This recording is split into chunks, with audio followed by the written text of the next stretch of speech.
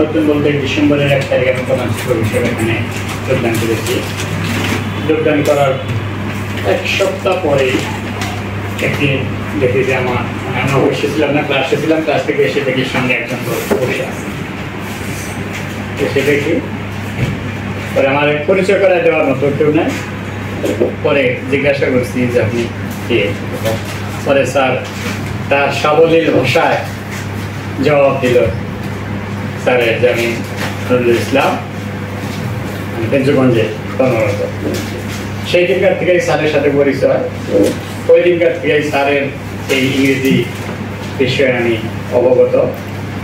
এখানে স্যারের সাথে আমার আর একটু ভালো লাগছে যে আমি যদিও ইংরেজির টিচার ছিলাম, সহকারী শিক্ষক ইংরেজি হিসাবে আমি মাধ্যমিক স্কুলে যোগদান করছি। প্রায় 24 বছর যাবৎ আমি ইংরেজি পড়াই।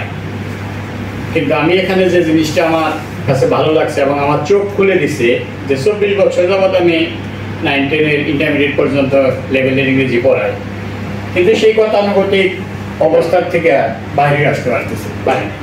আর ক্লাসে ঢুকলে আমাদের তো চিন্তা একটাই, ফেল করা ছাত্র যারা তারা পাস করানো লাগবো, আর ভালো ছাত্র যারা তারা ক্লাস পাওয়ানো লাগবো, মন্ত্রই একটা।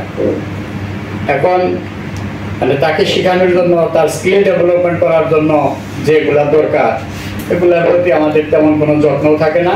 আর যত্ন করলেও শিক্ষার্থীরা দাঁড়ায় বলে স্যার পরীক্ষা করতে আমার দায়িত্ব, এটা বলাই যায়।